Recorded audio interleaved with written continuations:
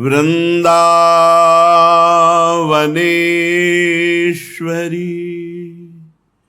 तवैव पदारविन्दम्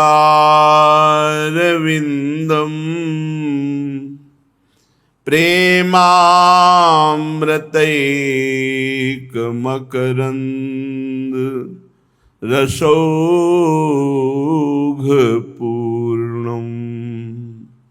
हृद्यर्पितं मधुपते स्मरतापमुग्रं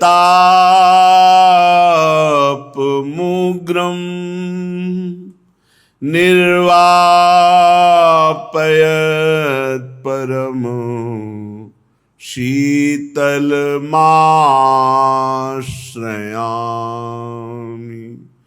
निर्वापयत् परम शीतलमाश्रयामि। परम सच्चिदानंद घन प्रेमानंद स्वरूप नवनिभृत निकुंज महामहिम परम पावन श्री वृंदावन धाम, श्री वृंदावन धाम के लाडिले युगल चंद्र प्राणाराध्य श्री प्रिया प्रीतम जू, समस्त सहचरी वृंद, खग मृग पशु पंछी लता यमुना रसरानी रजरानी, समस्त ब्रजवासी परिकर, हर समय एक गर्व जागृत रखना है कि हम प्रियालाल के हैं। बस ये आंतरिक बात है। जितने साधन हैं उन सब साधनों का एक ही रहस्य है, शरीर संसार से राग मिट जाए और प्रभु की स्मृति जागृत हो जाए। स्मृति, उठते बैठते चलते फिरते खाते सोते जागते हर समय अपने इष्ट के चिंतन में, इष्ट के लिए कर्म करते हुए इष्टमय जीवन बन जाए, यही हमारी साधना है। किशोरी किशोर जो हमारे हृदय की स्मृति तार से कभी अलग न हो, यही हमारे जीवन का पूरा लक्ष्य है। दर्शन दें, अपनी निज श्रीअंग सेवा में रखें ना रखें उनकी मौज। हम तो केवल एक बात चाहते हैं कि जो संध्या आरती के समय गाया जाता है, बिसरी हो ना बिसारी हो, यही दान मोहि देहु, ये मुझे दे दो। आपकी स्मृति में हर समय मैं डूबा रहूं। कोई भी वस्तु व्यक्ति स्थान ऐसा हमारी स्मृति का लक्ष्य न बने जो आपसे विमुख हो जाए। आपको छोड़कर और किसी वस्तु व्यक्ति स्थान का चिंतन होना, यह हमारा दुर्भाग्य होगा।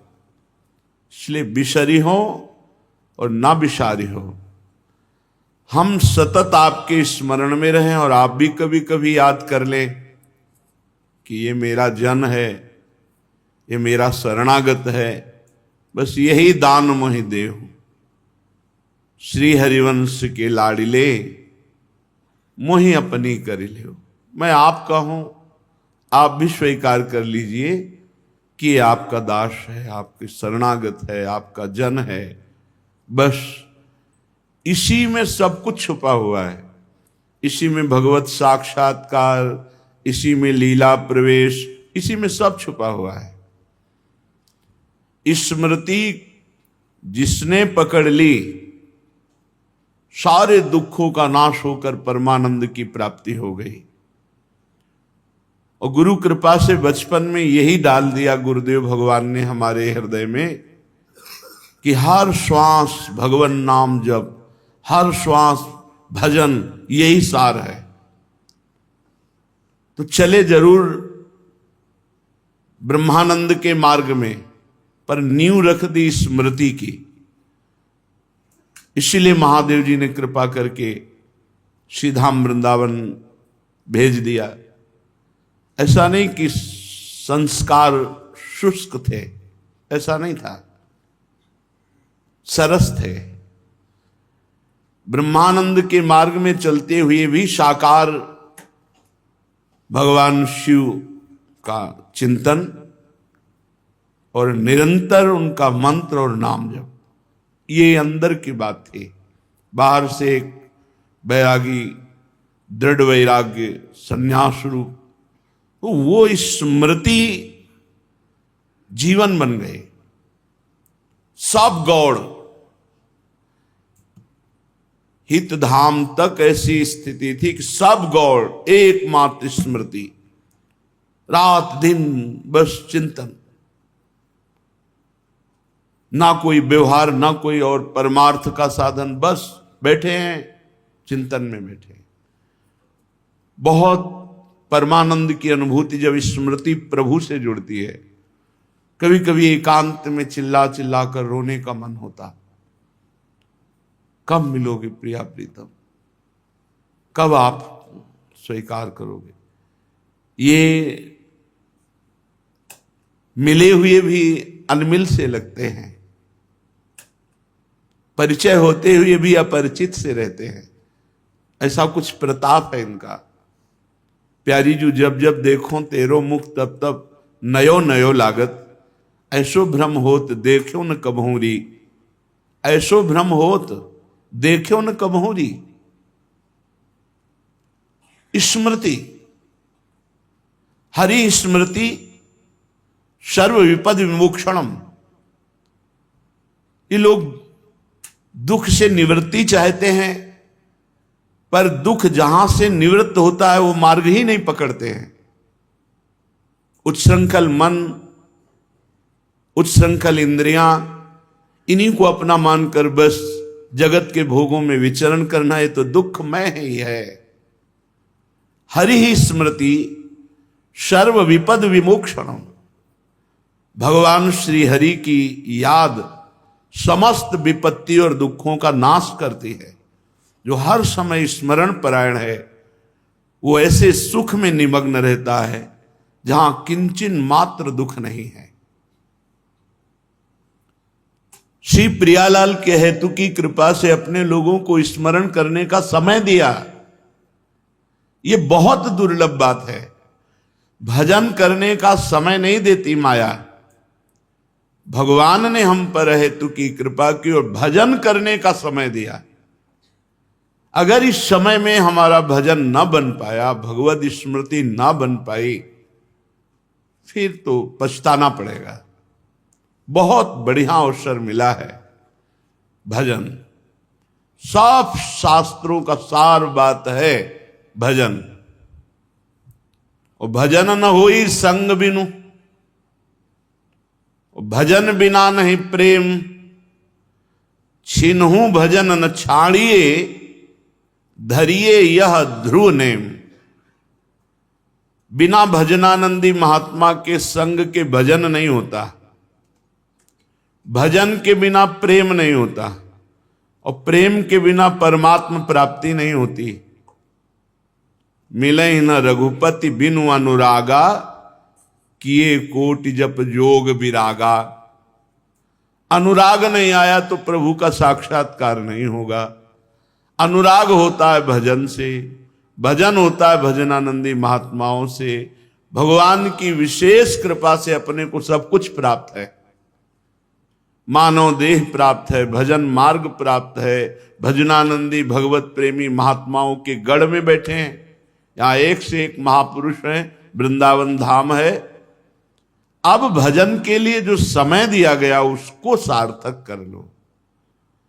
दिन का दिन निकले चले जा रहे हैं, गाढ़ भजन में स्थिति नहीं। शाम निकल गई, सुबह हो गई, फिर शाम हो गई, फिर हमारे जीवन की आयु नष्ट होती चली जा रही, स्थिति प्राप्त नहीं हो रही। कभी विकल होना चाहिए।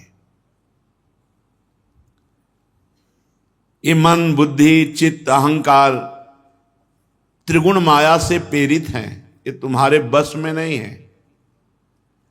इनको वश में कर सकते हैं तो श्री भगवान कर सकते हैं, और उनका नाम उनको वश में कर सकता है। ध्यान दीजिए, ये सतोगुण रजोगुण तमोगुण का चक्र मन बुद्धि चित्त अहंकार पे पड़ता है, और इसी से सब संकल्प विकल्प क्रियाएं होती हैं, शुभ अशुभ। त्रिगुण माया के अधीन अंतःकरण है। अंतःकरण को त्रिगुण माया से अगर मुक्त करा सकते हैं तो सिर्फ श्री हरि, और हरि को अधीन करने की सामर्थ्य नाम में है। मूल बात, जिसने नाम जब पकड़ लिया वो जीत गया, और जिसने भजन पर रुचि नहीं की तो चाहे जितने और साधन कर ले, ये छूटने वाला नहीं, पक्का। गोस्वामी श्री तुलसीदास जी महाराज कह रहे, माधो ये मोह फास क्यों टूटे, मोह फास क्यों टूटे, बाहर कोटि उपाय करी, बाहर कोटि उपाय करी, अभ्यंतर ग्रंथि न छूटे, माधो मोह फास क्यों टूटे। हे माधो, आपकी कृपा के बिना ये मोह माया की फांसी कैसे छूट सकती है? नहीं छूट सकती। क्यों? क्योंकि जितने साधन हैं वो सब बाहर किए जाते हैं। बात समझनी, बाहर कोटि उपाय करिय, अभ्यंतर ग्रंथि न छूटे, माधो मोह फास क्यों टूटे। बाहर से साधना हो रही है और अंदर से विषय चिंतन हो रहा है, परिवार का चिंतन हो रहा है, धन का चिंतन हो रहा है, राग द्वेष का चिंतन हो रहा है। कैसे गांठ छूटे? जो जड़ चेतन ही ग्रंथि पड़ गई, यद्यपि मृषा छूटति कठिनाई, कैसे छूटे? बता रहे, घृत पूरन कराह अंतर्गत, शशि प्रतिबिंब दिखावे, ईंधन अनल लगाए कलपशत, औटत नाश न पावे। जैसे एक कड़ाह में घी भरा हुआ है और उसमें चंद्रमा का प्रतिबिंब पड़ रहा है। अब आप 100 कल्प तक ईंधन लगा करके उस घी को औटते रहिए, क्या चंद्रमा में कोई हानि हो जाएगी? नष्ट हो जाएगा? नहीं होगा। ऐसे बाहर से लाख उपाय करते रहो, अंतर में विराजमान अविद्या का नाश नहीं होगा, बाहर की क्रियाओं से नहीं होगा। गोस्वामी जी कह रहे, बाहर कोटि उपाय करी, अभ्यंतर ग्रंथि न टूटे। दूसरा उदाहरण दे रहे, तरु कोटर महाबस विहंग, तरु काटे मरे न जैसे, साधन करी विचारहीन, मन शुद्ध होए नहीं तैसे। जैसे किसी पेड़ के कोटर में भयानक विषधर सर्प रहता है, अब उस पेड़ को आपने काट दिया तो क्या पेड़ के काटने से कोटर में सुरक्षित सर्प मर जाएगा क्या? नहीं। उसी प्रकार बाहर से कितने भी साधन करो, गुरु कृपा से जब तक आपको शुद्ध ज्ञान नहीं होगा तब तक ये अविद्या, ये मोह फांसी बनी रहती है, अंदर बनी रहती है। साधन किया जाता है बाहर और अविद्या का राज्य है अंदर, कोई फर्क नहीं पड़ता। इसे जन्म जन्म व्यतीत होते चले जा रहे हैं। गोस्वामी जी कह रहे, अंतर मलिन विषय मन अति, तन पावन करी पखारे, मरई न उरग अनेक जतन, बल्मीकि विविध विधि मारे। सांप बांबी के अंदर बैठा हुआ ऊपर से लाठी चलाते रहो, क्या फर्क पड़ता है। ऐसे ही अविद्या तो अंदर बैठी हुई है, बाहर से खूब गंगा जमुना स्नान तीर्थयाटन, सांप नहीं मरेगा ऊपर बांबी के लाठी चलाने से। अंदर अंदर चिंतन बदले। इसीलिए गीता जी में भगवान ने बार बार चिंतन पर जोर दिया है। अंदर का चिंतन, विषय चिंतन, देह चिंतन, भोग चिंतन, धन चिंतन, मान कीर्ति, बाहर का कुछ फर्क नहीं पड़ने वाला। जैसे सांप अंदर घुसा बिल में है, ऊपर से आप लाठी चलाओ कोई फर्क नहीं पड़ता, वो पूरा सुरक्षित है। ऐसे ही अज्ञान रूपी सर्प तो पूरा सुरक्षित है अंदर, और हम बढ़ रहा है, हम इतनी बार इतने वर्ष ये साधन किया, ये साधन किया। महाराज फिर क्या उपाय है जिससे हम इस संसार से तर जाएं। तुलसीदास हरि गुरु करुणा बिनु, हरि गुरु करुणा बिनु, बिमल विवेक न होई, और बिनु विवेक संसार घोर निधि, पार न पावे कोई। बिनु विवेक संसार घोर निधि, पार न पावे कोई। गोस्वामी जी कह रहे हैं कि बिना भगवान श्री हरि की कृपा के, बिना गुरुदेव जी की कृपा के विवेक नहीं होता, और बिना विवेक के इस संसार से पार नहीं होता। ये विवेक अंदर जागृत होता है, ये विवेक ज्ञानाग्नि है, यही अंदर के मोह ममता मल को भस्म कर देती है। ये विवेक होता है जब हरि की कृपा। हरि की कृपा क्या होती है? जब द्रवै दीन दयालु राग हो तो साधु संगति पाइए, बिनु सत्संग विवेक न होई, राम कृपा बिनु सुलभ न सोई। हमें सत्संग प्राप्त है, हम विवेक के द्वारा हर समय असत का चिंतन त्याग कर सत चिंतन में रहे, इसी को विवेक कहते हैं। जो सत असत का ठीक निर्णय कर सकता है उसे विवेक कहते हैं। और जब सत को जान लिया तो हर समय उसी सत चिंतन में है। सत है प्रभु का नाम, प्रभु का रूप, प्रभु की लीला, प्रभु का धाम, हर समय हमारे चिंतन का विषय यही हो। अगर हमारे अंदर चिंतन नहीं होता तो बाहरी क्रियाओं से अविद्या मरने वाली नहीं। प्रायः साधक देहाभिमानी बाहर की क्रियाओं का विशेष महत्व रखता है, वो अंदर के चिंतन का नहीं रखता। और गुरु कृपा पात्र अंदर के चिंतन, हमारा चिंतन कहाँ है? भगवान मांग कर रहे हैं, अनन्यश्चिन्तयन्तो माम, माम अनन्यश्चिन्तयन्तो, मेरा ही अनन्य चिंतन हो, अन्य चिंतन न हो। चिंतन अंदर का विषय है। सांप को बाहर लाठियों से मार रहे हो, अंदर बिल में सुरक्षित बैठा है। अंदर बिल में प्रहार होना चाहिए, वो प्रहार होता है नाम जप। तभी भगवान नाम जप में, मंत्र जप में मन नहीं लगता और सब कार्यों में लगेगा।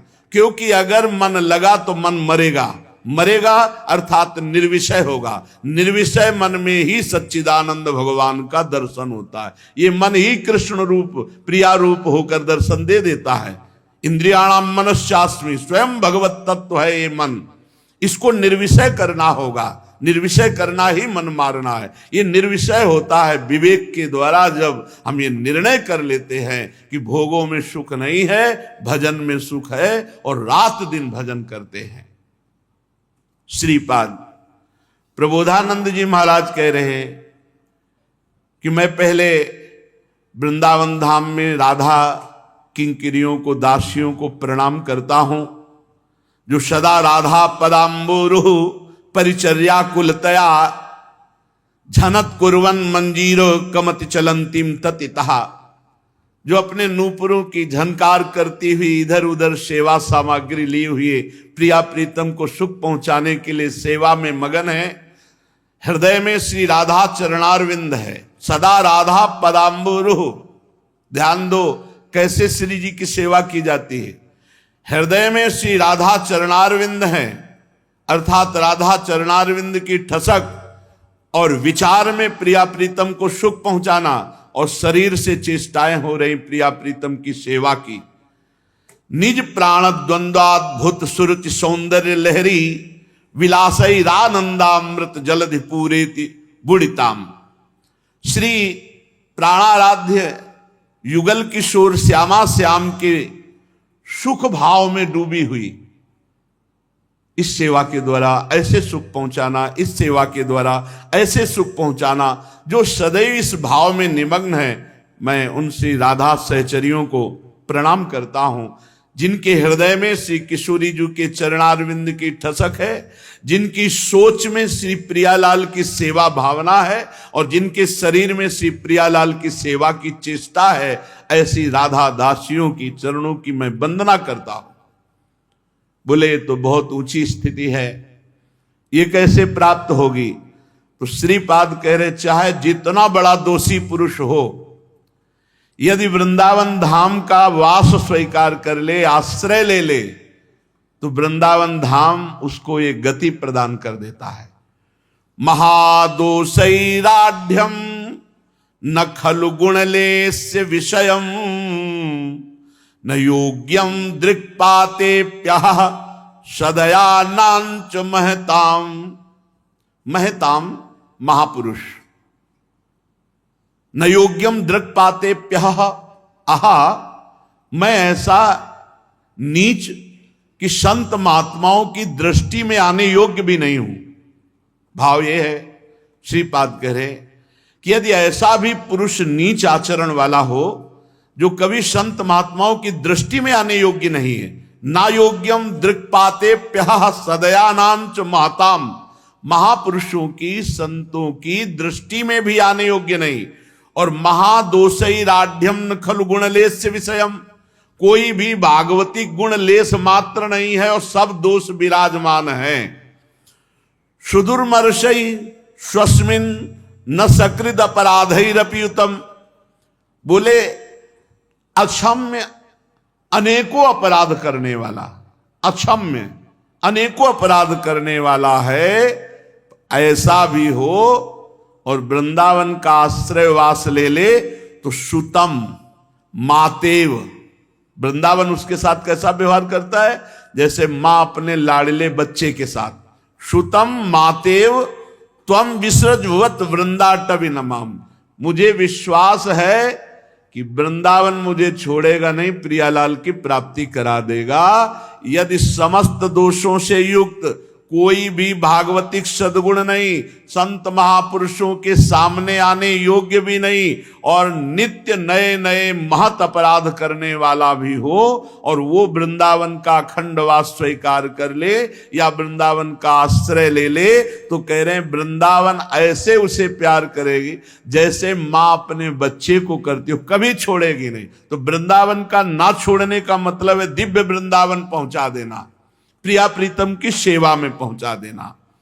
महामूढ़म पापैर गुरुभिरखिलै सोच्यमसता, मपि स्वप्ने पीशन नन्नत हरि तद भक्त चरणम, स्वकल्याणोपायोष रम शरणम मामो गुणै, क्षमा वात्सल्याद्यई रतिमहित वृंदावन निजई। वृंदावन में बहुत क्षमा शक्ति विराजमान है, क्षमा ही क्षमा, क्षमा वात्सल्य ही। जैसे मां में वात्सल्य अधिक होने के कारण पिता से अधिक वात्सल्य मां में होता है, वो हर बात को क्षमा करना चाहती है, अपने बेटे को दंड नहीं देना चाहती, क्षमा ही क्षमा। बोले ऐसे वृंदाटवी मां है। महामूढ़म, महामूढ़ हो, पापैर गुरु अभिरखिलै, पाप भार में सबसे बड़ा हो अर्थात महापापी हो, सोच्यमसताम, सोचनीय है, सोचनीय अर्थात निंदनीय है, उसके जीवन का कल्याण होने की कोई गुंजाइश नहीं है।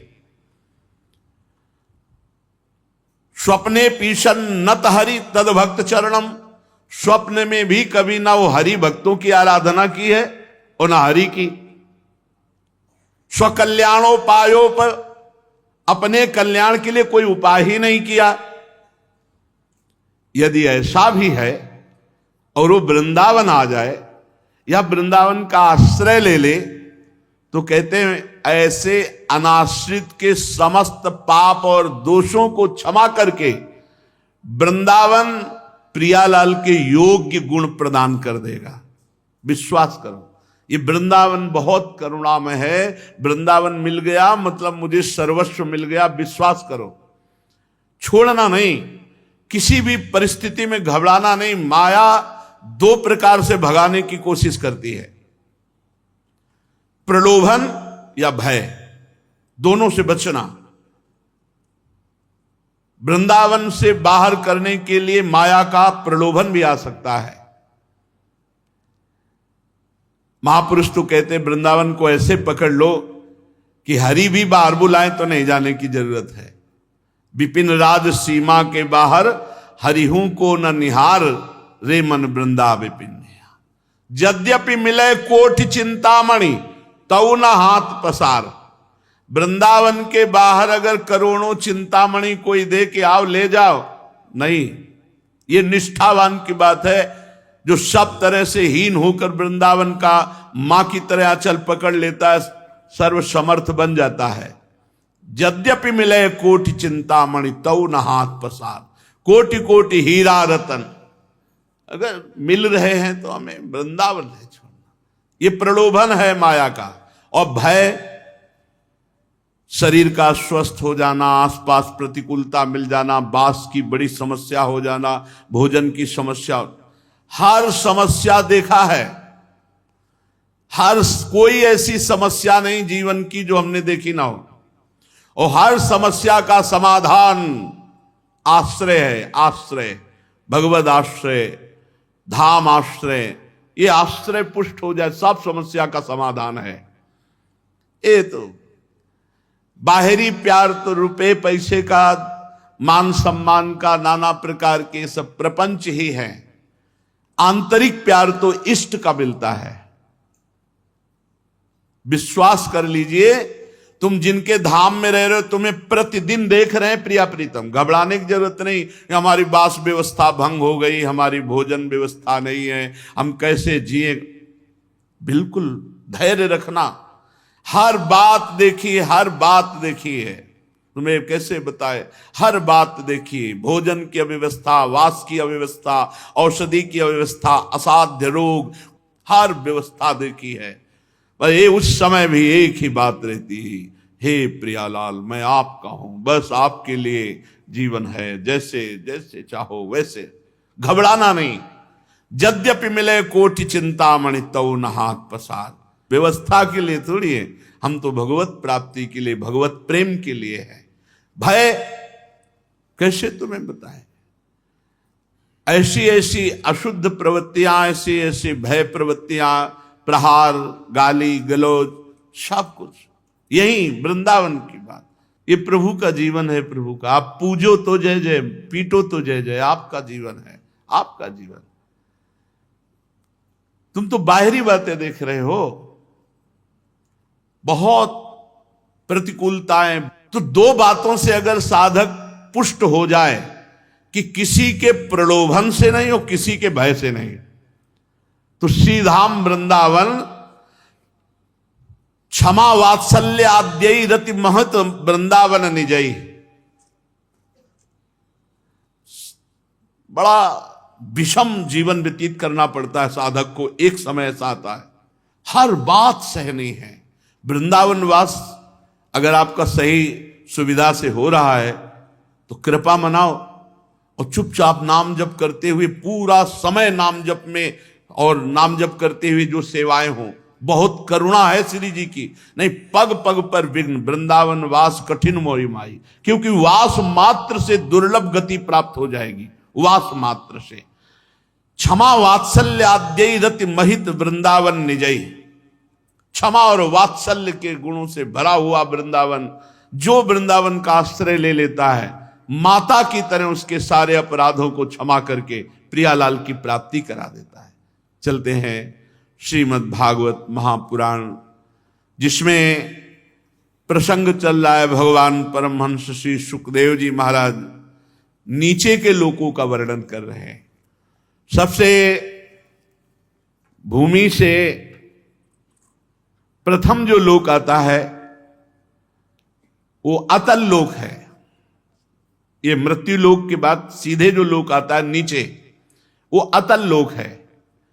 इसमें मैदानों का पुत्र राज्य करता है, यहां का वो राजा है। वो 96 प्रकार की माया रच करके सबको सुख प्रदान करता है अपनी प्रजा को।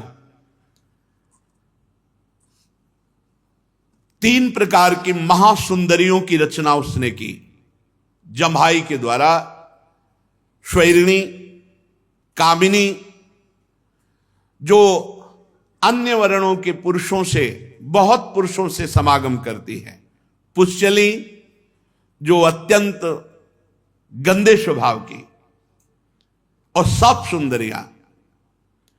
उस लोक में रहने वाले पुरुषों को हाटक नामक रस पीने को मिलता है, जिसके पीने पर 10,000 हाथियों का बल प्रकट होता है, महान बलशाली। और वो स्वैरिणी, कामिनी, पुष्यली, इनमें आसक्त चित्त होकर के व्यतीत करते हैं। पूरा जीवन वहां के लोगों का अच्छे अच्छे पदार्थ खाना, अच्छे अच्छे पेय पदार्थ पीना और बस भोग वासना में लगे रहना। सब सुविधाएं माया के द्वारा, 96 प्रकार की माया जानने वाला सब सुविधाएं अपनी माया से प्रकट करता रहता है। मैदानों का पुत्र विमान में भरकर वह भोगों में पूरा जीवन व्यतीत कर देते हैं।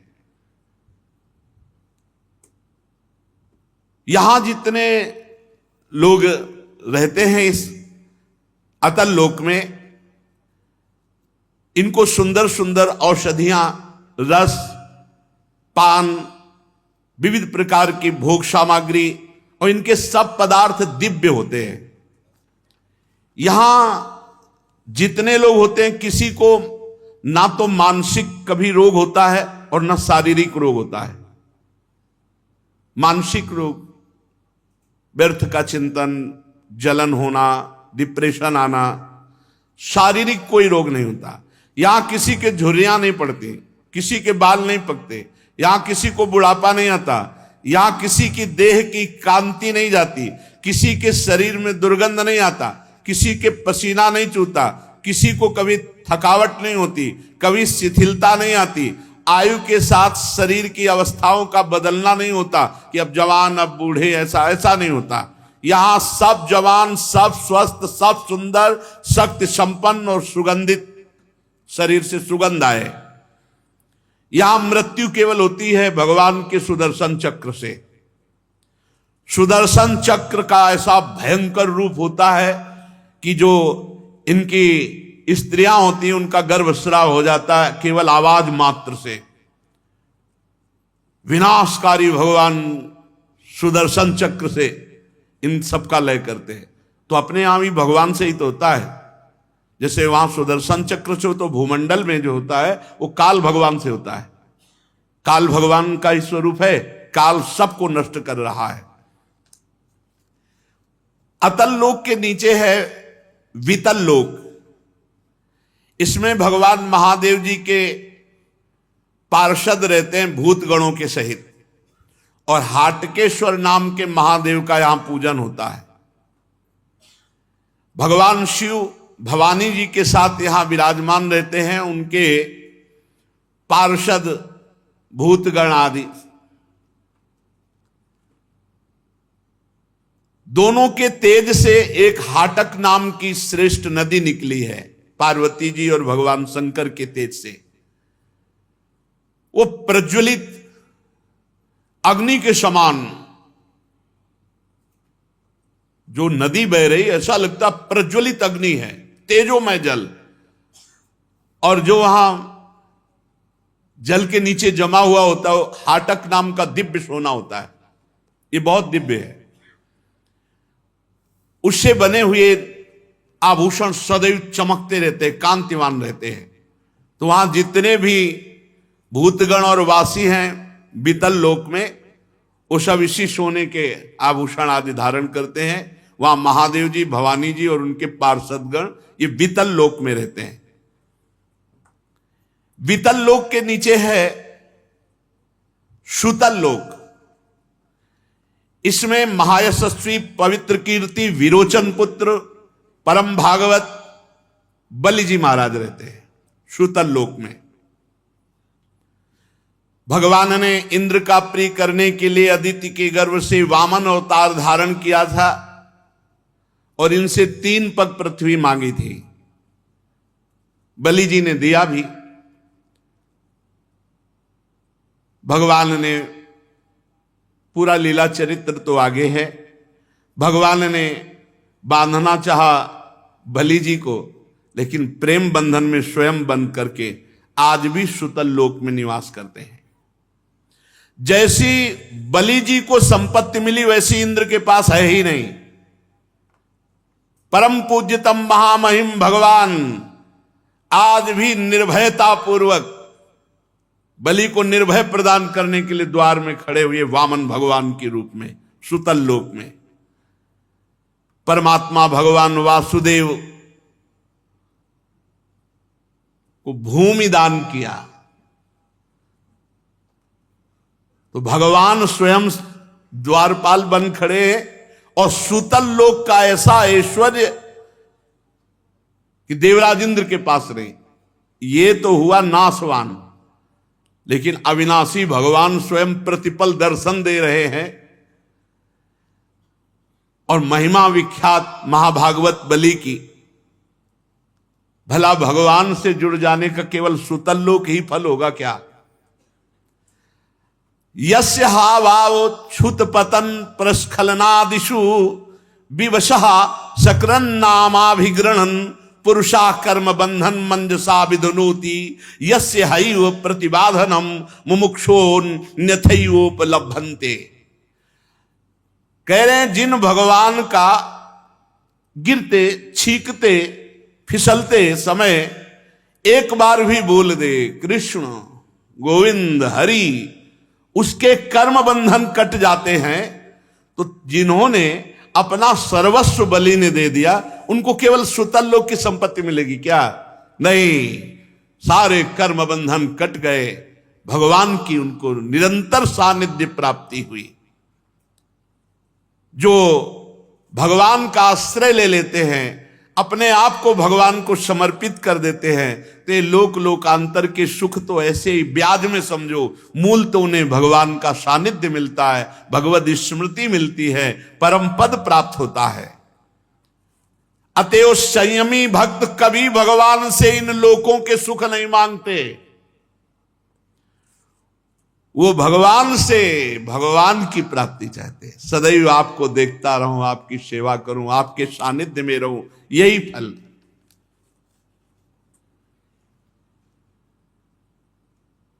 भगवान ने यदि अपने आप को न दिया होता और केवल ये सुतल लोक का मायामय ऐश्वर्य दिया होता तो हमें लगता कि भगवान ने ठीक नहीं किया, क्योंकि विस्मृति कराने वाले भोग दे दिए। लेकिन ये देने पर भगवान द्वारपाल बन करके वहीं विराजमान हुए। हर समय बलि जी महाराज भगवान का दर्शन करते हैं।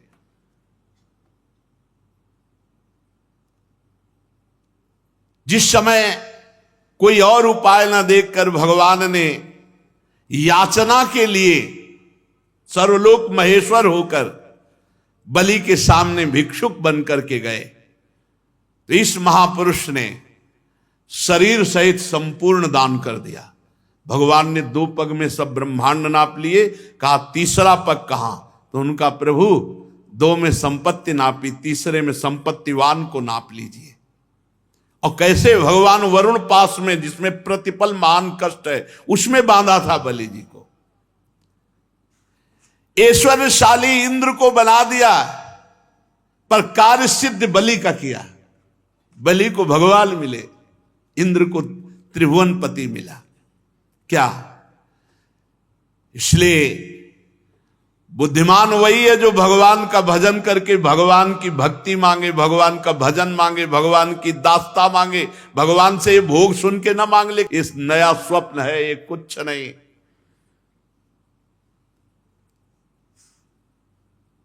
प्रहलाद जी जब देखा कि भगवान ने हिरण्यकश्यप को मार दिया है, तो प्रभु ने कहा वरदान मांगो। तो यही मांगा था कि प्रभु मेरे हृदय में कोई अन्य कामना नहीं हो, सदैव आपकी सेवा। भगवान से भक्त कभी ये नहीं मांग सकता कि आपको मैं भूल जाऊं और भोगों की प्राप्ति कभी स्वीकार नहीं कर। वो भक्त ही नहीं जो भगवान को भूलकर भोग मांगता है। बड़े महानुभाव महाराज बलि जी, भगवान की उनके ऊपर बड़ी कृपा, सारी वासनाएं शांत हो गई बलि जी की, निरंतर भगवान के दर्शन और सानिध्य में रह रहे हैं। इनका चरित्र आगे अष्टम स्कंध में आएगा। भगवान आज भी हाथ में गदा लिए सुतल लोक में राजा बलि के द्वार पर खड़े रहते, द्वारपाल बले। एक बार दिग्विजयी रावण बड़े घमंड में भरा हुआ सुतल लोक में दिग्विजय करने के लिए पहुंचा, तो भगवान ने एक पैर की ठोकर मारी, लाखों योजन दूर गिरा, जाकर के दरवाजे के अंदर ही नहीं घुसा, सुतल लोक में ही नहीं घुसने दिया। आज भी भगवान द्वारपाल बने विराजमान है। सुतल लोक के नीचे तलातल है, इसमें स्वयं दानवराज मय रहता है। प्रथम लोक में इनका पुत्र राजा है और तलातल लोक में स्वयं मय दानव रहता है। तीनों लोकों को शांति प्रदान करने के लिए भगवान शंकर ने ये जो 3 पुर बनाए हुए थे मैदानों ने, उनको भस्म कर दिया था। आज भी वहां छुप करके रह रहा है। पूरा शासन है तलातल राज्य में इसका। वो परम मायावी, मायावियों का परम गुरु है और महादेव जी इस पर बहुत प्रसन्न भी हैं और महादेव जी के द्वारा वो सुरक्षित है। इसलिए भगवान के सुदर्शन चक्र का भी कोई भय वहां नहीं है, क्योंकि महादेव जी वहां सुरक्षा करते हैं। वहां के निवासी कोई ऐसा नहीं है जो मैदानों के आदर और सम्मान और आज्ञा का पालन न करता हो। वहां जब विनाश होता तो महादेव जी का ही अपराध करने पर होता है। सुदर्शन चक्र से भी वहां भय नहीं है, क्योंकि महादेव जी द्वारा सुरक्षित है, तो महादेव जी के द्वारा होता है वहां जो विनाश होता है। उसके नीचे महातल, महातल में ये सब 1000 फण वाले, अनंत फण वाले, सैकड़ों फण वाले ये सर्प रहते हैं। सर्प लोग समझो महातल।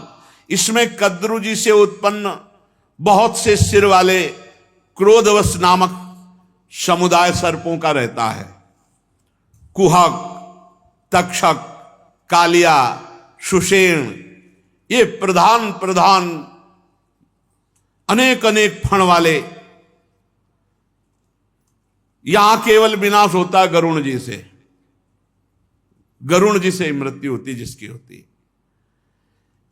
ये बड़े अपने परिवार के, इनके भी स्त्री पुत्र मित्र कुटुंब परिवार ये सब इच्छाधारी नाग हैं। कोई ऐसे नहीं कि वो फणे फैलाए हुए, पुरुष रूप में भी देव रूप में भी रहते हैं। यहां का नाश होता है भगवान गरुण जी के द्वारा। उसके नीचे है रसातल। रसातल में परिणाम के बड़े दैत्य और सब दानव रहते हैं। यहां निवात कवच, काले, हिरण्यपुरवासी, ये सब महान बलशाली दैत्य रहते हैं। देवता सदैव इनसे भयभीत रहते हैं, ऐसे बलवान हैं। ये जन्म से बलवान महान साहसी होते हैं। रसातल में इनमें आपस में कभी द्वेष नहीं होता। इनका संपूर्ण लोकों पर प्रभाव है। ये डरते हैं तो केवल भगवान श्री हरि के तेज से डरते हैं। निवात कवच काले हिरण्यपुरवासी परिणाम के दैत्य, ये भगवान से ही डरते हैं, दूसरे किसी से नहीं। रसातल के नीचे सबसे पाताल है, वहां भी सर्पलोक ही है। शंख, कुलिक, महाशंख, श्वेत, धनंजय, धृतराष्ट्र, शंखचूड, कंबल, अश्वतर, देवदत्त, ये बड़े भयानक क्रोधी महान विषधारी ये नाग रहते हैं। इस पाताल में वासुकी प्रधान है, यहां के वासुकी नाग प्रधान है। यहां किसी के 5, किसी के 7, किसी के 10, किसी के 100, किसी के 1000 फणों में मणियां दमकती रहती है। पाताल लोक में इन्हीं सर्प मणियों से प्रकाश होता है। पाताल लोक तक तो ये 7 लोक वर्णन हुए। पाताल लोक से 30,000 योजन की दूरी पर भगवान शेष जी विराजमान है। 30,000 योजन नीचे। और इनका नाम संकर्षण है। हजारों मणियां इनके मस्तकों पर दमकती रहती हैं। और संपूर्ण भूमंडल जितना आपने सुना, नीचे से लेके ऊपर तक, सब ये भगवान शेष जी के एक फण में सरसों के दाने के समान रखा हुआ है। एक मस्तक पर ये समस्त ब्रह्मांड भगवान शेष जी के फण पे ऐसे रखा है जैसे किसी की खोपड़ी पे सरसों का दाना रख दे तो पता ही न चले, ऐसे पूरा ब्रह्मांड रखा हुआ है। प्रलय काल उपस्थित होने पर विश्व का संहार करने के लिए नीचे से इनके नेत्र क्रोधवश हो जाते हैं और भ्रकुटियों के तन जाने से 11 रुद्र प्रकट होते साथ में ही, जो 3-3 नेत्र वाले होते हैं। तो भगवान संकर्षण के मुख से ज्वाला विष भई और 11 रुद्रों के तीनों नेत्र खुल जाते हैं और नीचे से जलना शुरू होता, सब भस्म हो जाता है। ये सब हाटक पी करके जो उन्मत्त है तो राख हो जाते हैं। इसलिए वृंदावन में रहने की बात सोचो, अतल वितल की तरफ मत सोच लेना। ये सब नाशवाना ब्रह्म स्तंभ पर्यंतम सर्वम मायामयम जगत सत्यम सत्यम पुनः सत्यम हरिर नामैव केवलम। जो नाम जप कर रहे हैं भगवान के धाम में विराजमान है, महाप्रलय की पवन वहां स्पर्श ही नहीं करती। भगवान संकर्षण बहुत गोरे हैं, बहुत गौर वर्ण के हैं। चरण कमलों के गोल गोल स्वच्छ और अरुण वर्ण नखमणियों की पंक्ति के समान दे दीप्यमान हैं। प्रधान प्रधान भक्तों के सहित अनेकों नागराज अनन्य भक्ति भाव से भगवान संकर्षण के चरणों में प्रणाम करते हैं। तब उन्हें उन नखमणियों में अपने कुंडल कांति मंडित कमनी कपोलों वाले मनोहर मुखारविंदों की मनमोहिनी झांकी होती। उनका मन आनंद से भर जाता है। नागराज की कन्याएं भगवान संकर्षण के चरणों की उपासना करती है। देवता असुर नाग सिद्ध गंधर्व विद्याधर मुनिगण कोई ऐसा नहीं जो भगवान शेष जी की आराधना न करे। वही लक्ष्मण जी के रूप में है, वही बलराम जी के रूप में है। भगवान संकर्षण के नेत्र निरंतर प्रेम मद से टपकते रहते हैं। नेत्रों से आंसू टपकते रहते हैं और वो भगवान के चिंतन में प्रेम में विह्वल रहते हैं। और जब बड़े बड़े सनकादि ऋषि एकत्रित होते हैं तो ये भगवान की महिमा का गायन करते हैं। भगवान शेष जी नीलांबर धारण किए हुए हैं, कानों में केवल एक कुंडल पहनते हैं और हाथ में हल और मूषल ये धारण करते हैं। उदार लीला भगवान संकर्षण गले में बैजंती माला धारण करते हैं। सुवर्ण की बहुत सुंदर श्रृंखलामयी अद्भुत कांति, तुलसी की गंध से मतवारे होकर भौरे गुंजार करते हैं। इस प्रकार भगवान अनंत महामहात्म श्रवण और ध्यान करके मुमुक्षुओं को मोक्ष प्रदान करते हैं, कर्म वासना की ग्रंथि का भेदन कर देते हैं। ब्रह्मा जी, नारद जी सब भगवान संकर्षण की महिमा का गान करते हैं। चाहे भोग चाहे मोक्ष चाहे, एकमात्र भगवान की ही आराधना करनी चाहिए। श्री परीक्षित जी ने पूछा कि प्रभु, ये मनुष्य को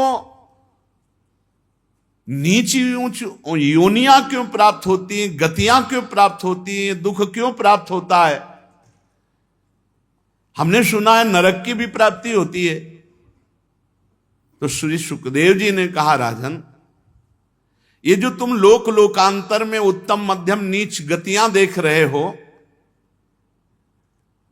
ये इसलिए होती हैं कि सतोगुण, रजोगुण, तमोगुण 3 प्रकार के गुण हैं, और इन्हीं गुणों के अनुसार कर्म होते हैं, और कर्मों के अनुसार विभिन्न गतियां होती हैं, और हर कर्म का फल भोगना पड़ता है।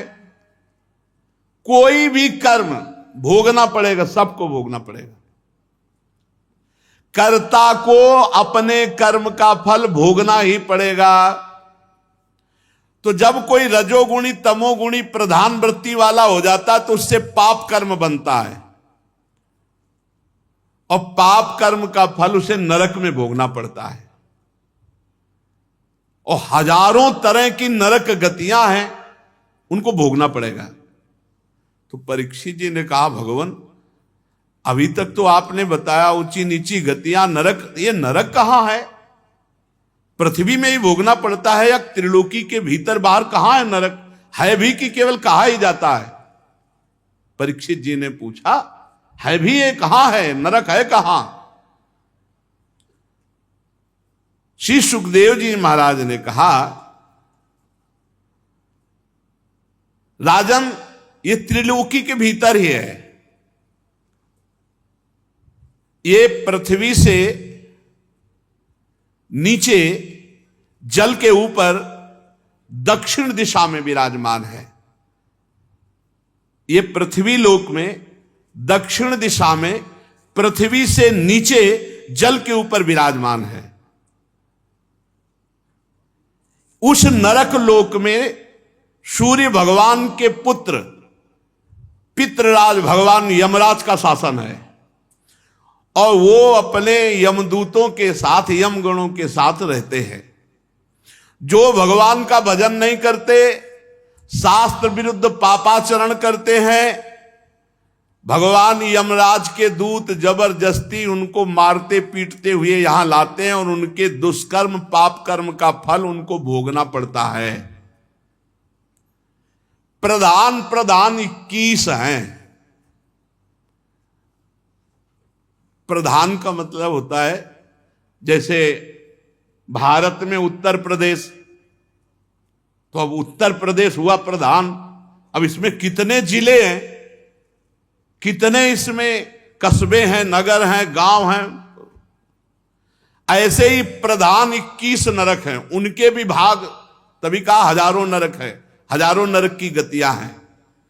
श्रुतया सहस्त्रशः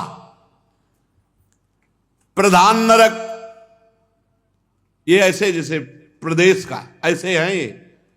तामिस्त्र, अंध तामिस्त्र, रौरव, महारौरव, कुंभीपाक, कालसूत्र, 80 पत्रवन, सूकरमुख, अंधकूप, क्रमी, भोजन, संदंस, तप्त सुरमी, वज्र कंटक, सालमली, वैतरणी, पूयोद, प्राणरोध, विशसन, लालाभक्ष, सारमे, यादन, अवीची, अयहपान, क्षार करदम, रक्षोगण भोजन, शूल प्रोत, दंद सूक, अवट निरोधन, पर्यावर्तन, सूची मुख।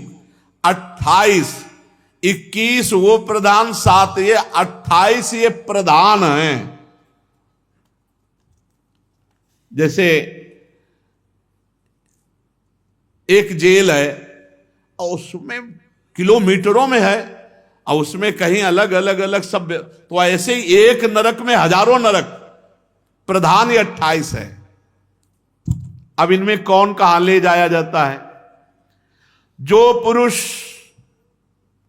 दूसरों का धन बेईमानी से अपहरण करता है या दूसरे की संतान का अपहरण करके धन, या दूसरे की स्त्रियों का अपहरण,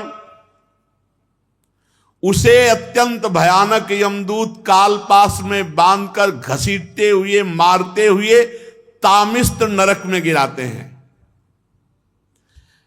इस अंधकार, इस नरक में अंधकार ही अंधकार, कुछ दिखाई नहीं देता। अपने आप डंडे चलते हैं इसमें, पता नहीं चलता कहां से चल रहे हैं, और इतनी भयानक आवाजें आती हैं कि लघुशंका सोच कर देता है। और डंडा ऊपर से चलते हैं और अंधकार ऊपर से रहता है, इतनी मार पड़ती कि मूर्छित होता, पर मरना वहां है नहीं। रात दिन डंडे ही चलते रहते हैं। जो दूसरों का धन अपहरण करते हैं, दूसरों का संतान अपहरण करते हैं, जो दूसरों की स्त्रियों का अपहरण करते हैं, उनको भयानक तामिस्त नरक में गिराया जाता है, जहां अंधकार ही अंधकार है। खाना पीना तो कोई, यहां जेल में भारत की तो कम से कम खाना पीना तो मिल जाता है, वहां खाना पीना नहीं, वहां डंडा ही चल रहा है। और अंधेरे में ऐसी ऐसी आवाजें कि भयभीत होकर मलमूत्र का त्याग करता है, और इतनी मार पड़ती रहती है निरंतर कि मूर्छित होता रहता है, फिर होश आता है, फिर मूर्छित। मरना है नहीं वहां। बोले कितने दिन की सजा हुई? बोले 1 कल्प की। बोले कैसा बोल रहे हैं भला, छोटे मोटे पाप की 1 कल्प? तो 5 मिनट यहां पाप करते हो आजीवन कारावास मिलता है नहीं, और फांसी की सजा मिलती कि नहीं मिलती? 5 मिनट के अपराध से। दूसरा, जो किसी को विश्वास दिलाकर धोखा दे देता है। जैसे कभी तुम्हारे को कोई रास्ते में मिला, भाई रात हो रही, हम आपके घर आज शरण ले सकते हैं क्या? आप उनको भगवान की तरह उनको रखो। कहीं धोखेबाजी नहीं होना चाहिए। विश्वास सबसे बड़ी चीज होती है। कोई कभी कैसी परिस्थिति में माता बहन कोई भी मिल जाए, अगर उसको आप शरण दे दें तो विश्वासघात नहीं होना चाहिए, नहीं नरक की प्राप्ति होगी। जो किसी को विश्वास देकर फिर विश्वासघात करता है, जो किसी स्त्री को फंसा करके, प्यार दुलार विश्वास ऐसा, और उसके साथ गलत आचरण करता है, 2 प्रकार के। एक तो किसी को भी शरणागति दे के आज हम आपके घर रुकना चाहते हैं, तो अगर आपको संशय तो लाओ मती, और अगर लाओ तो विश्वासघात नहीं होना चाहिए। फिर बहुत बड़ा, देखो महाराज शिवी के गोद में आके कबूतर गिर गया तो उसकी रक्षा के लिए उन्होंने अपने शरीर का मांस दे दिया, कबूतर की हानि नहीं होने दी। ऐसे यदि कोई अतिथि, कोई शरणागत, कोई भागकर घर में आ जाए तो फिर ऐसा, चाहे अपने प्राण देने पड़े लेकिन उसके प्राणों में कुछ फर्क नहीं पड़ेगा। एक ऐसा सिद्धांत है, अगर कोई भाग कर आ जाए तो फिर शरणागत की रक्षा कर। हाँ, कोई अपराधी भाग करके आ जाए तो फिर जब अपराध किए हुए तो फिर भोगो जाके तुम। जो किसी को विश्वास देकर धोखेबाजी करके फंसा देता है, धोखेबाजी से उसको कष्ट देता है, मार देता है, और जो किसी दूसरे की स्त्री को विश्वास दे करके, तो वो अंध तामिस्त नरक में पड़ता है। वहां क्या होता है कि वहां ऐसे यंत्र लगे हुए हैं कि उनमें फेंक दिया जाता है, टुकड़े टुकड़े होकर गिरता, फिर मनुष्य बन गया, फिर फेंका गया, फिर ऐसे काटा जाता है। इतनी भारी दुखमयी वेदना होती है कि सब सुध बुध खो बैठता है। इसीलिए इसका नाम अंध तामिस्त नरक है। इसमें भारी कष्ट ही कष्ट है विश्वासघाती पर स्त्री गमन करने वाले को। और यहां इस लोक में जो शरीर का अभिमान करके कि मैं बलवान, मैं धनवान, मैं ऐसा, और दीन दुखियों को सताता है, द्रोह करता है, बहुत ही नीच प्रवृत्ति आ जाती जब अहंकार उत्पन्न हो जाता है, बहुत नीच प्रवृत्ति। जो मैं अहंकार से, मैं धनी हूं, बलवान हूं, बुद्धिमान हूं आदि आदि से दूसरे प्राणियों को कष्ट देता है, द्रोह करता है और दूसरों से छीन छीन करके विलासिता, सबको उसमें रहना चाहिए। जब ये ऐसे लोग शरीर छोड़ते हैं तो ये अपने पाप के कारण रौरव नरक में गिराए जाते हैं। जो अहंकारी, जो दूसरे के धन, दूसरे की वस्तुएं, दूसरों को द्रोह करना, दूसरों को कष्ट देना, ऐसे लोग रौरव नरक में गिराए। इस नरक में जीवों को भयानक कष्ट दिया जाता है। इसमें रुरु नाम के यमदूत होते हैं, इसीलिए इसका नाम रौरव है। वो सर्प से भी ज्यादा क्रूर स्वभाव के जहरीले होते हैं। बार बार वो डसते, बार बार काटते, उनका जहर चढ़ता है। मरना वहां है नहीं, ये कल्प कल्प तक के लिए। जो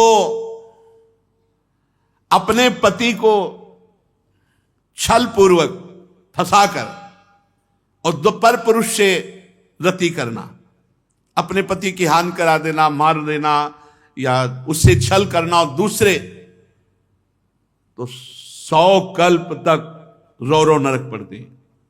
पतिवंचक परपति रति करई, रौरव नरक कल्प सत पर है। ये खिलवाड़ नहीं, बहुत होश में जीवन व्यतीत करना चाहिए। इसके आगे एवमेव महारौरव यत्र निपतितम पुरुषम क्या ब्रादा नाम रुरुवस्तम क्रव्येण घातयंती या केवलम देहम भरा। ये जो दूसरों का मांस खाते हैं अपने शरीर के पोषण के लिए, जो किसी की परवाह नहीं करते, मनमानी पापाचरण करते हैं, धीरे धीरे बुद्धि भ्रष्ट हो जाती। जब भगवान शास्त्र का भय नहीं रहता ना, तो बुद्धि भ्रष्ट हो जाती है। ऐसे लोगों को महारौरव नरक में डाला जाता है, महारौरव नरक में, और वहां इन्हीं का मांस काट काट के इनको खवाया जाता है। अब खाओ, अब वहीं खवाया जाएगा तुम्हें, भोगोगे। महारौरव तैयार रहे, जो मछली, मुर्गा, बकरा, सब अंडा, महारौरव के लिए टिकट है पक्की। अब तुम्हें लग रहा कहां है तो देख लेना, अब यहां फोन से बातचीत तो होगी नहीं तो तुम्हें सबको पता हो जाए कि हाँ होता है। नरक में क्या स्वागत होता है, अगर वो पता चले ना खुले सबको, तो सब होश में हो जाए। भगवान का खेल ऐसा है।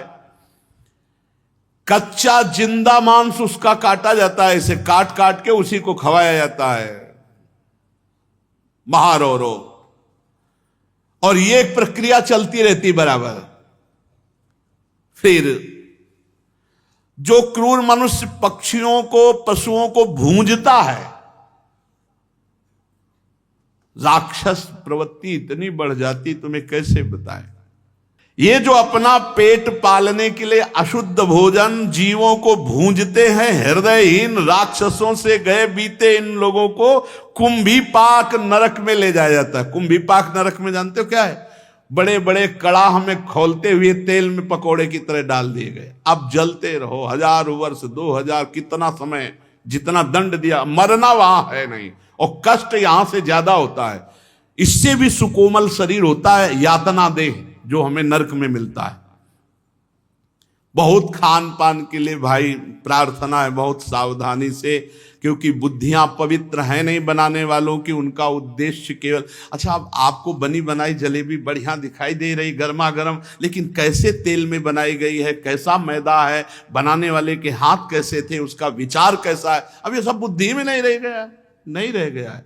आज का जो नया समाज है उसको होटल पसंद है, बाहरी भोजन पसंद है, घर की तो पसंद है नहीं।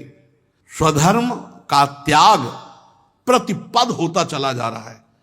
अपने धर्म को समझ ही नहीं रहे कि हमारा धर्म क्या। अरे धर्म से मतलब क्या रह गया? जितना हमारा मनमानी आचरण बिगड़, ये नरक पहुंचाएगा।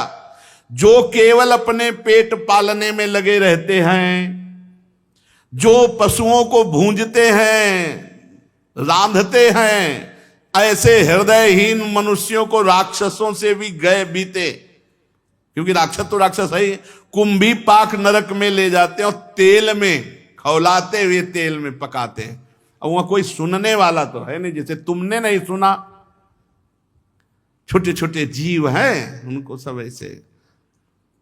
जो मनुष्य, ध्यान से सुनो, अपने माता पिता को पीटता है, अपमानित करता है, वयोवृद्ध उनकी सेवा नहीं करता, तिरस्कार कर देता है, घर से निकाल देता है, वैष्णवों का विरोध करता है, ऐसे दुष्ट को काल सूत्र नरक में ले जाया जाता है। काल सूत्र, अलग अलग जैसे जेलें है ना, ऐसे नरक है।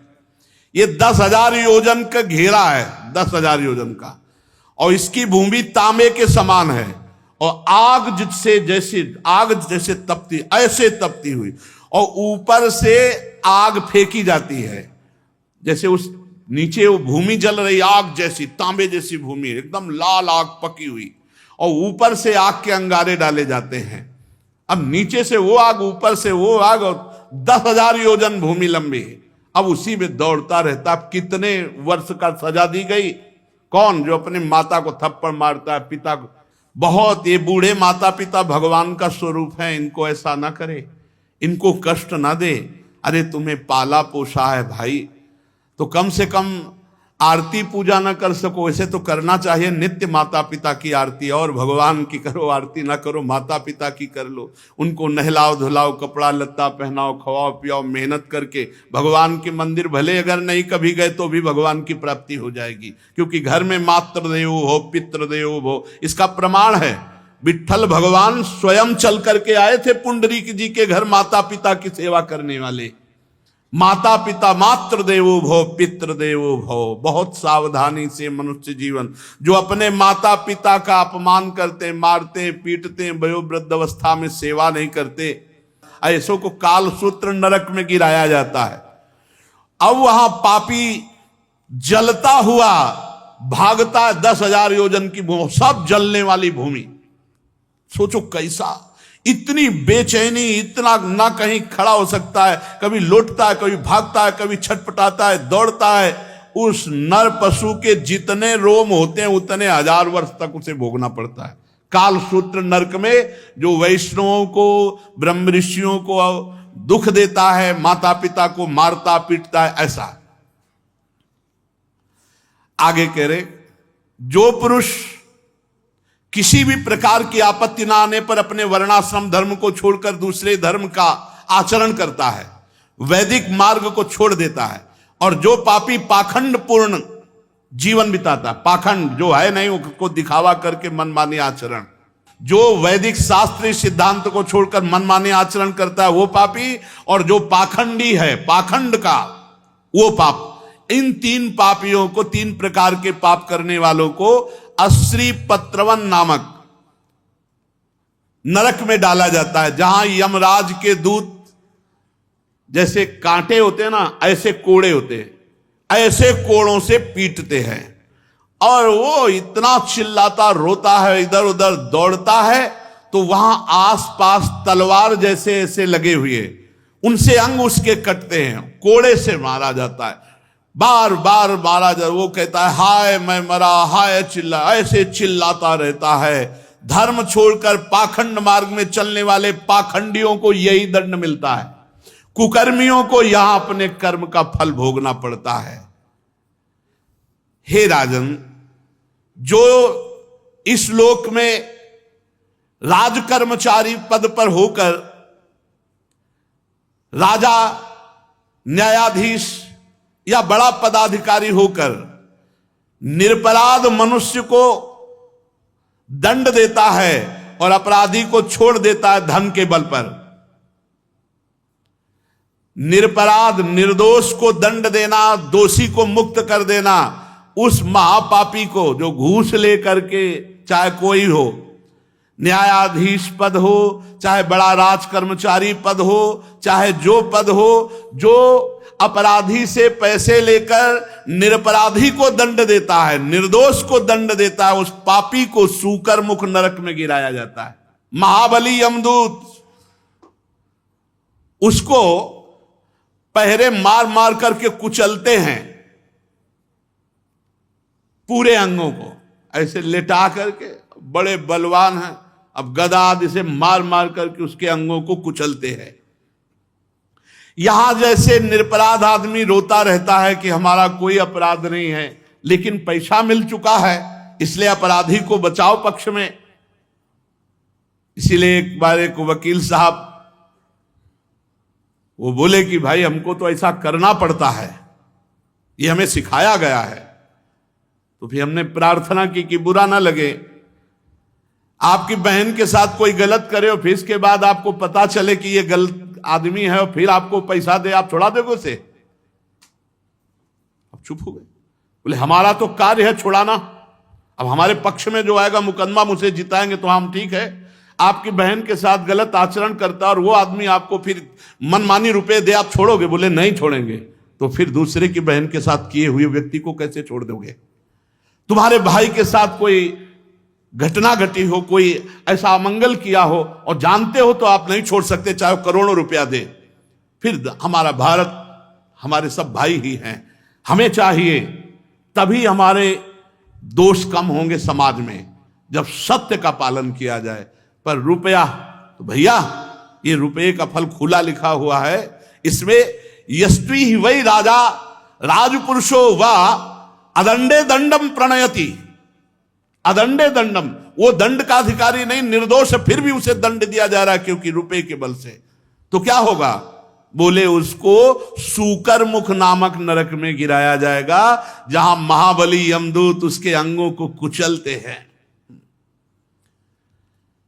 इस लोक में जो निरपराध प्राणियों को सताता है, जब कोई निरपराध प्राणी रोता है तो उसके जितने आंसू होते हैं उतने हजार वर्षों तक ये पीड़ा उसको भोगनी पड़ती है।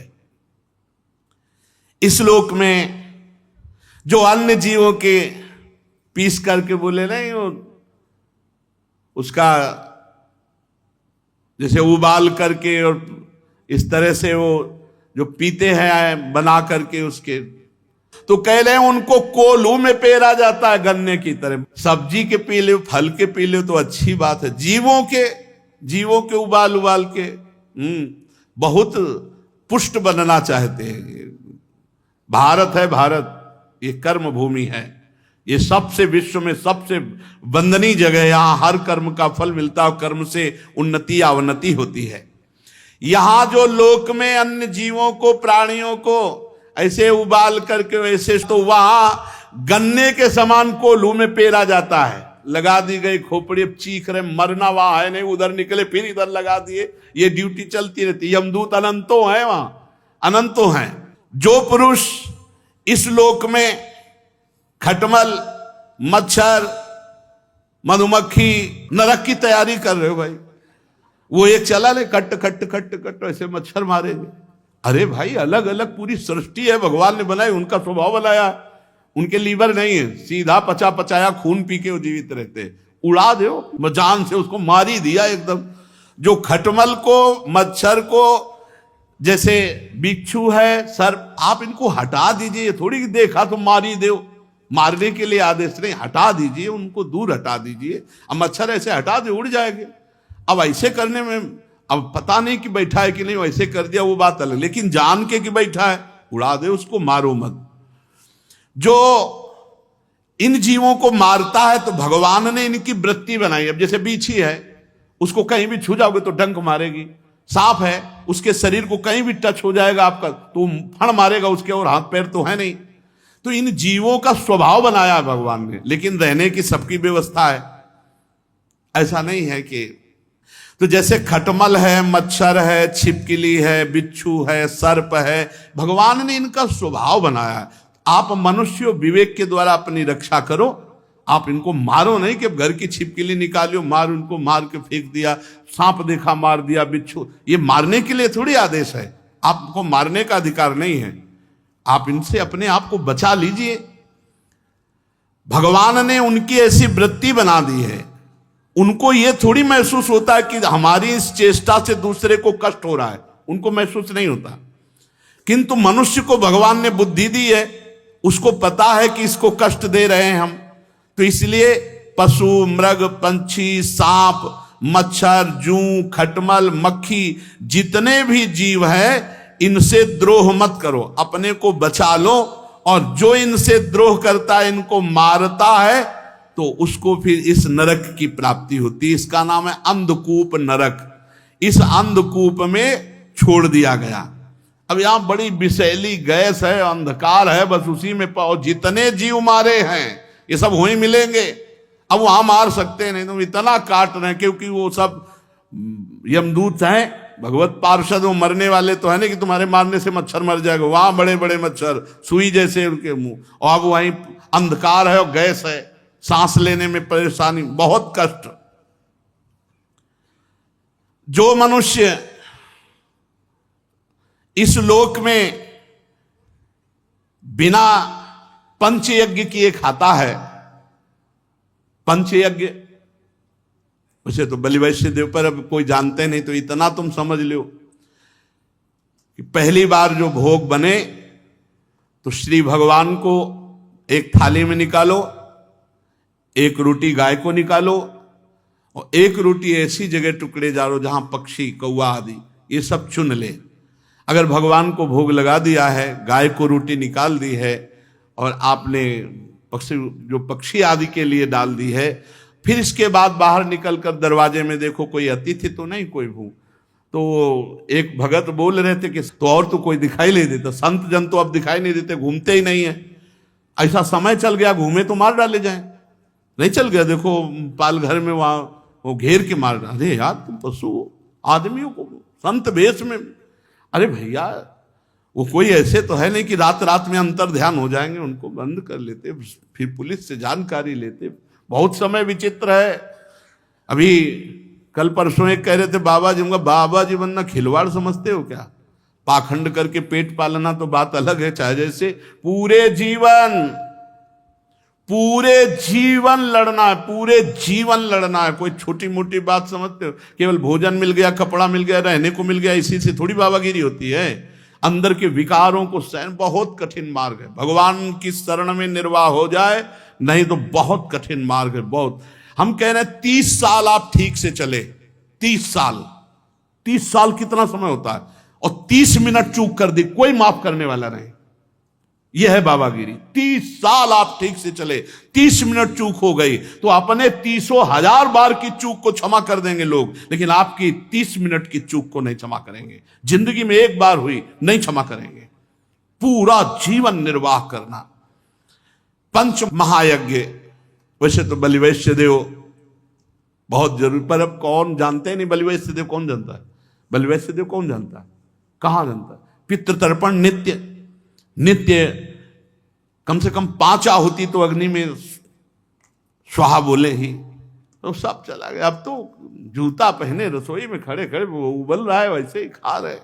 राक्षसी विचारधारा, भागवतिक विचारधारा के कुछ लोग रह गए जो ये कि रसोई पवित्र रखो, भगवान को भोग लगना है, ऐसा कोई सी का।